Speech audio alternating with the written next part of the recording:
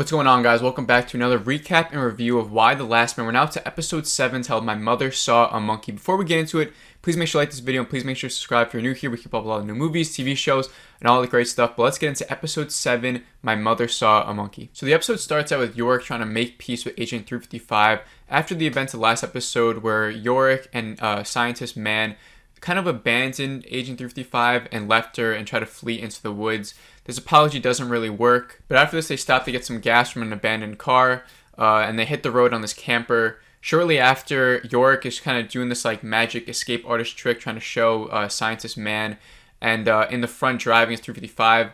She ends up sort of losing it and passes out and crashes the camper. We then cut to Man waking up to find Yorick is unconscious, but 355 is missing. 3 cars show up right away, and they abduct Man and presumably the other 2.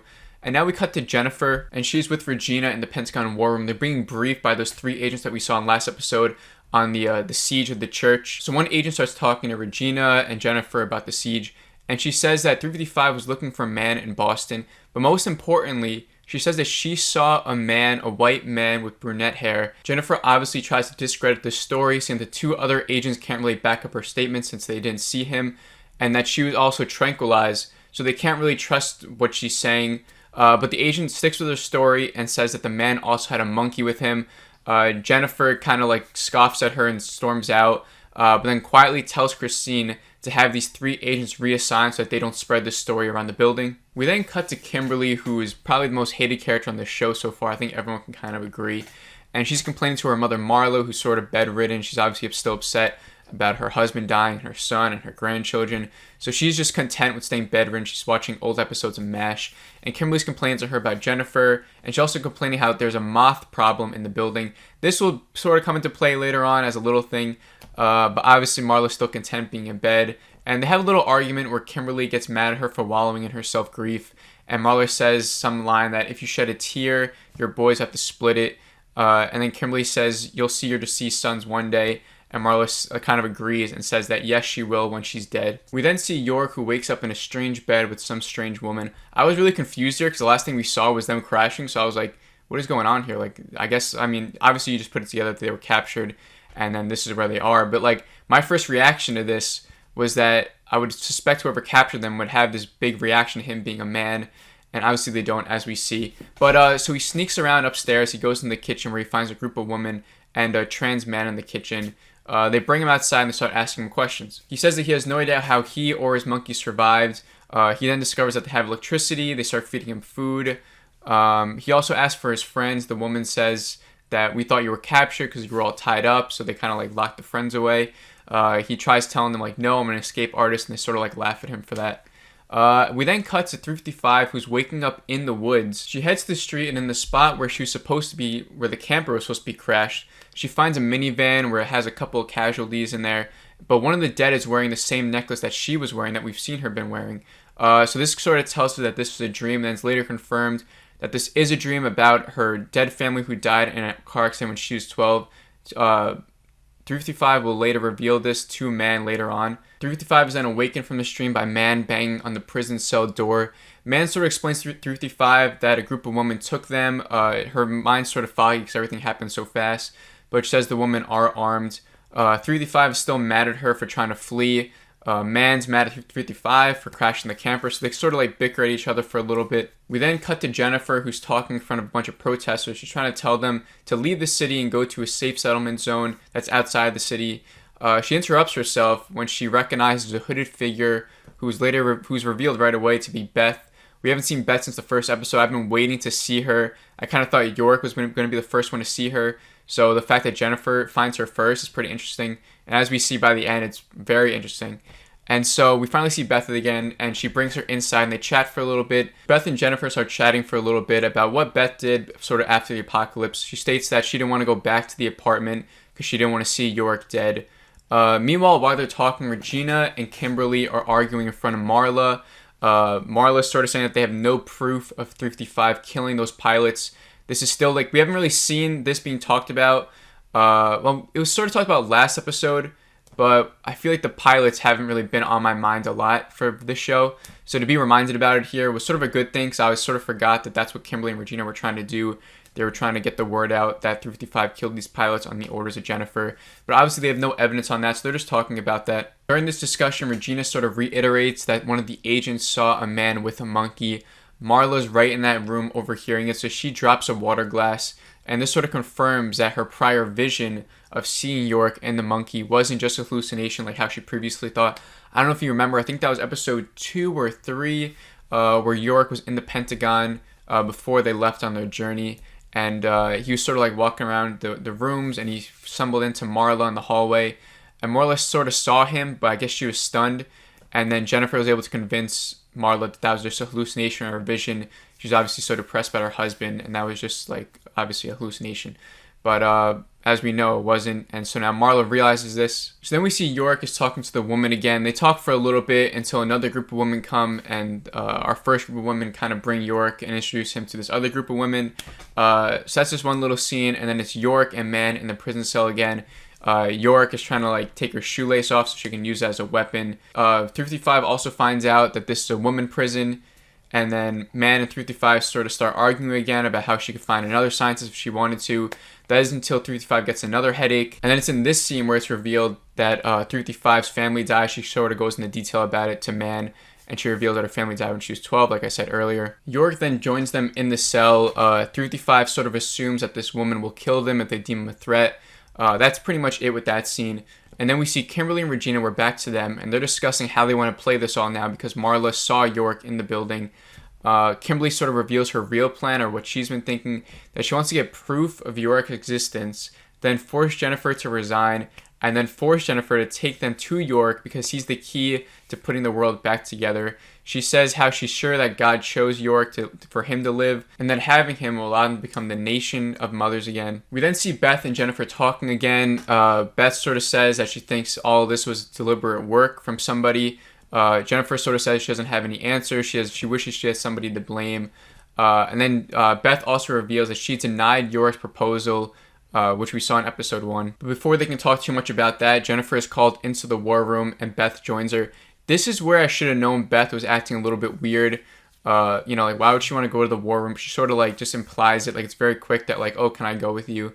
But I just wasn't thinking. If you saw the episode, you know what I mean by the end, how there's Beth, is acting weird here. So in the war room, Beth hears from Christine that everyone lives in the White House together and that the defenses are pretty low. Jennifer is briefed on this new influenza strain that was found in Greece. This doesn't really matter to the U.S. since there's no international there's no international air travel, so that disease in Greece could never really make it to the U.S. But then all of a sudden a big scene happens as Marla arrives in the war room, and she starts making a scene. She's yelling that Jennifer made her think she was crazy. She says that it should have been her husband or son or grandchild that was the one that survived. She doesn't mention York by name, but she eventually just sort of calms down as Jennifer talks to her and she leaves. This was a good scene, obviously, but it was also, I thought, I was expecting a little bit more. Like, why did Marla not go all out, Like, why didn't she accuse Jennifer in front of everyone? Like, why didn't she say that, like, oh, your son York, is still alive out there. Why was your son the only one? She sort of says that, but, like, not really. She sort of leaves it very vague, and I just thought, like, that would have been the perfect time, everyone in the war room, for her to just go all out on her. Like, I'm just surprised that she sort of calmed down and left. I guess she just had a moment of realization where she was going to eventually take her life at the end. And, that's probably all she really cared about. And that's why she calmed down and left. I think that's when she knew what she wanted to do. So now we cut back to York and 355 and Man, who are still in the cell.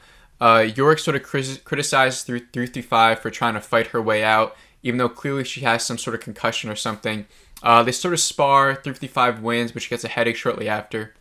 Right after this, Sonja, who was the girl that York woke up with, and they sort of been flirting for a little bit throughout the episode. She arrives and says the group can stay if they want. And, well, not if they want. She sort of just agrees that they can stay with them. And then she also says that if 355 needs medical attention, that they can give it to her. On the way out, Sonja gives York another little flirty smile, just to confirm that there is some sort of budding romance that we'll see throughout this show now. Or at least for the next episode. I don't know what's going to happen with these characters. But then we're brought back to Kimberly, who is sort of berating Marla for her outburst. Marla says that she wants to go home. Let's just return to our little town. We can feed on the apples from their dad's house or whatever. Kimberly says that they can't go home because if you remember, a dam burst and destroyed it. I guess Marla doesn't really remember that.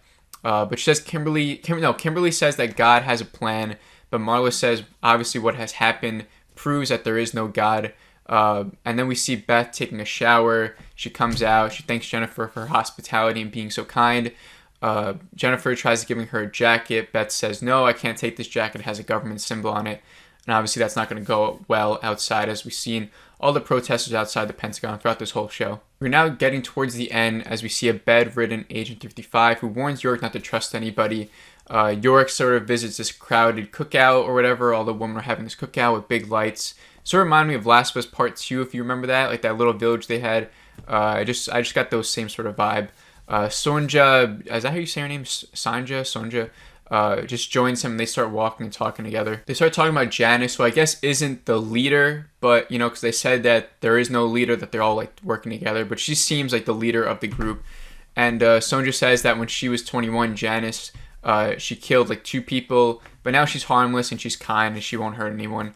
We then see another group member who's scolding Janice for letting these people in and, like, pretty much not killing them. She's sort of scolding her for that. And then we see a little bit of the angry side of Janice come out in this conversation. And then the 9 p.m. curfew hits and the lights go out. So then we see Kimberly again as she goes to the Hall of Hero Shine that we've seen before. And she takes down her son's picture. So first, when I was watching this, I thought it was York's picture.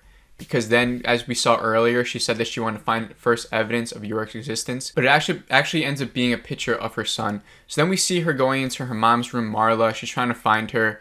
The room is empty, and she finds a bedside note. As she finds this note, we see Marla, who's on top of the Pentagon, and she's about to take her own life. And then she leaps off the Pentagon roof, presumably killing herself. So Kimberly is sort of all distraught. She's, you know, like chaotic. She's in a blur. And she runs down the hallway screaming, which wakes everyone up. And then at the very end of the episode, we see Beth, who enters this van with 3 other people, who I assume to be rebels of some sort. Beth says that the defenses are low in the Pentagon, and it would be very easy for it to collapse. And then they shut the van, and that's sort of how the episode ends, revealing that Beth is part of this whole rebellious group, and she probably went in there to infiltrate it or get some sort of secrets out of it, and that's probably what she got. And that's it, and that's how the episode ends. So I know that was a lot, but there was a lot to unpack in this episode. But I'm going to give you guys my rating for it right now. I'm giving it a 3.9 out of 5. Like it says, we're now back on track from where the show was at the beginning. I was really enjoying the show for the first 4 episodes. I pretty much rated all of them like a 3.9 range in that great tier. But I thought these last 2 episodes, you know, just, I don't know how to explain it, but it was just sort of boring, honestly. I think just when you have an episode like this one where it's focused on York and it's focused on sort of like unraveling the plot more and sort of just having it focus on him, because he is the most interesting character in this whole show. So when you have an episode that's more like Hero and Sam focused, which I do enjoy those characters and I do enjoy what they're doing there, but it's just not as intriguing for me for when we have, you know, almost a whole episode about York and what he's going through. And also the stuff with Jennifer and Kimberly and Beth, all that stuff was really good. And Marla, even the scenes with her was good. So I think just as an episode as a whole, it was really, really well done. But let me know your thoughts down below on the episode. I don't think there's not too many theories to go into. I think we just have to see how everything plays out. 355, it's revealed that her family was killed. That was a big thing when she was 12. That's probably when she got put in some sort of foster care home. As we saw, I think last episode, the episode before, when she finds that other agent who says that the agency, I kind of forgot their name already, that takes in these agents, they take these kids from when they're in foster homes or something like that, and they train them. 355 sort of denies that, but as we see, her family did die at a young age, so she probably was put in one of those homes, reiterating that that's probably what happened to her.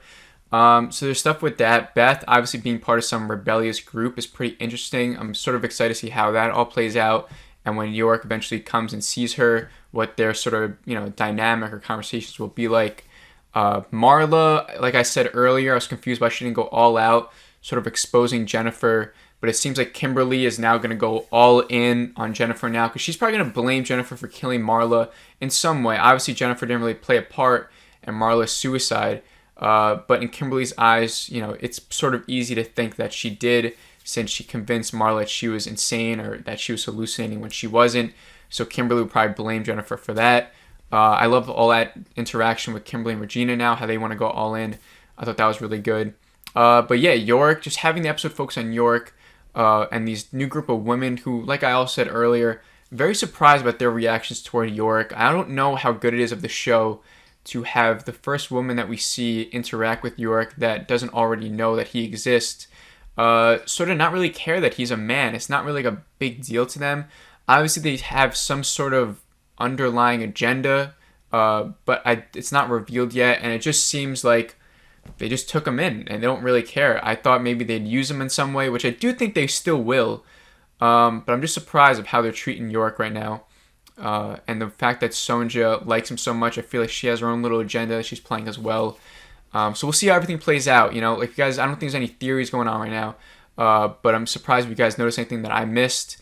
But obviously, just let me know if you guys are still enjoying the show. I know a lot of people are sort of, hot and cold on it. But that's it. If you stuck with me for this long, for this big, tedious, sort of long recap, thank you so much. Tomorrow we got a big video, a couple of videos. I think we're going to have to do a Scream trailer reaction. The new Chucky series debuts tomorrow, but I think it's at night, so maybe the next day we'll get a review out for that in the first episode. And that's it. So thank you guys, like always. Please have a great rest of the day, and I will see you all in the next video.